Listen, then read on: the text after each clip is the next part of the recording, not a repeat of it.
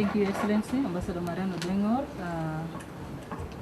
our colleague and Barnaba, Kingo, and the SAC leadership around, and everybody who is here this afternoon. I think we've actually finished what we had come for. We had gone through the document, Your Excellency, thoroughly, and we've put our inputs where we feel there were things which were not right, which were not what was reflection of what actually we deliberated on. We had removed them, and there were things we thought should be added, what was added, but it has never changed the content of the document itself.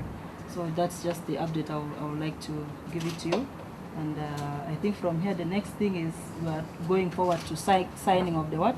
Of the documents that we have. We have basically 3 documents.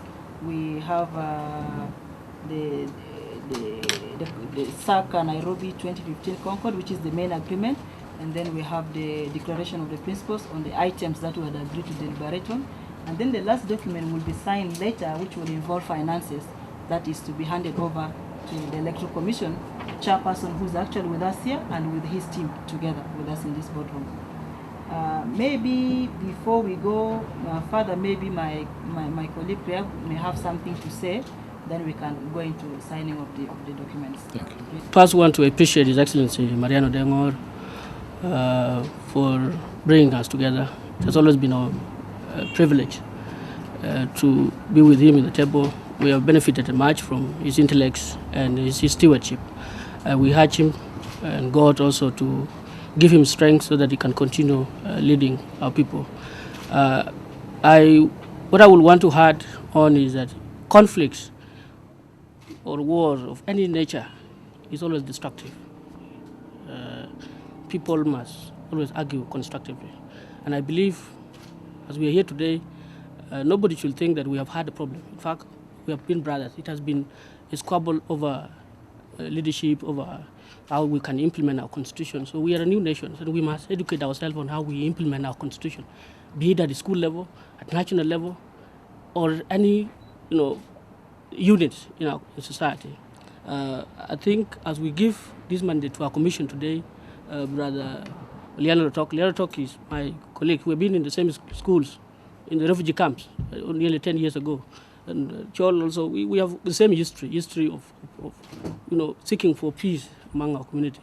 I think from here on, I'm sure our students will be more organized, we'll move together, and to achieve or advance the objective of the founders. I'm here, whoever will listen to this, especially Brother Philip Aguirre, will be happy to see that the thing he has founded is still existing. That is what we've been advocating for, to ensure that the union is revived, become more proactive, and that it unites the people, come together. It is only when unite that our people at home can be able to realize that our offspring, even though we are not offspring as such, but we are the children, that they have to move on. Yeah, this is our call, and today we want to also say this is a signing of peace. Maybe our people at home will come together and sign the peace. So we in Kenya, we are more united, and we'll continue to seek, unity. The only challenge that we have is how do we acquire education that we are yearning for. That is our major challenge. Yeah, education is a fundamental thing. When we acquire it, we can be able to move forward. We appreciate our brothers here and everybody who is here, and we wish our commissions to go on. But I would want to thank comrades that we have worked with. See, we have been a sycophant of the people, sycophant of the students here, so that we could get united.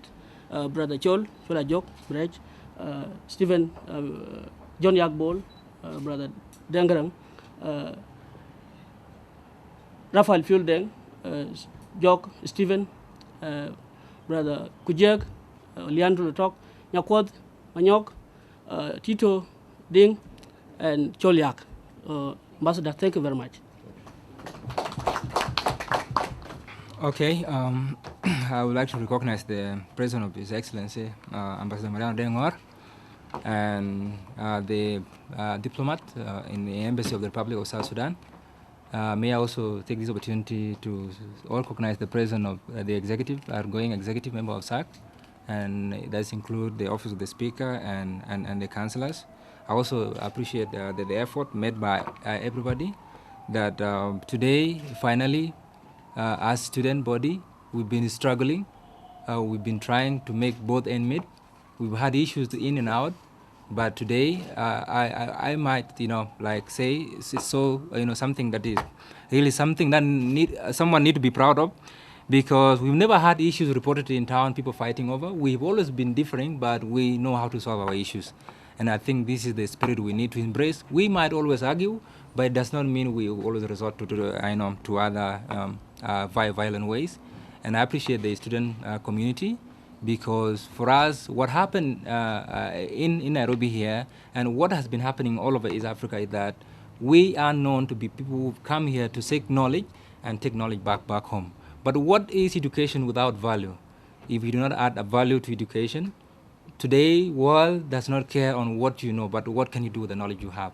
So I want us, as all the students, to at least get the value of education, go back and build our nation, and probably we will have a different generation. We've had history, but if I can tell you for a fact that we have more in common than our differences, you would agree with me, because our differences are quite small, but our common attribute, what brings us together, is important. We are a family, joined by the same blood, and we have the same vein. So what I would like to say is that today, maybe people have been hearing about Nairobi and Kenya in general. Nairobi and Kenya is actually a nice place to study. So if anyone has a child, you need to send the child to Nairobi. We are not bad. I think the image has been always that people who study in Kenya, or especially in East Africa, do not behave well. We do behave well, and it can be attested by the fact that there are some ministers in the government, most of them who come from East Africa. So I want us to be treated equally. We have brothers in Uganda. We also have brothers outside East Africa. We all working toward the same goal. So today is the day to mark the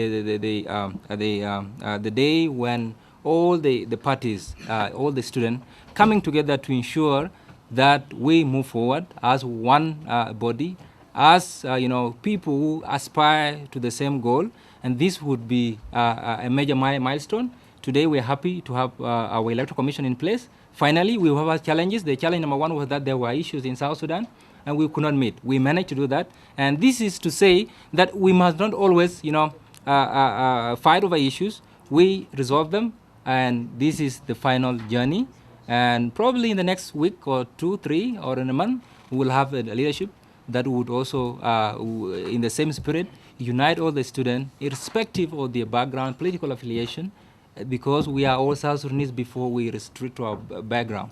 I think this is important. So today would be a day for us to make sure that we work as a group, as a cohort, in support of one mission and vision, and this also send a message back home. We don't come from one family, as in we were from one family, but we come from the same country, which is above us all. So this is to say that whatever you say here, let it reflect back, South Sudan. Talk to our people back home there, so that at least they understand the sense of unity, and this is why there's more distraction if we don't understand ourselves than if we do.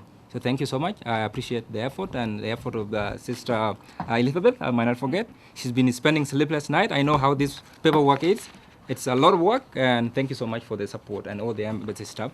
Today we will hand over everything to the Electoral Commission, and they will finally conduct the fair and transparent electoral process that would be credible and would bring the students together. Otherwise, it's been really a wonderful experience.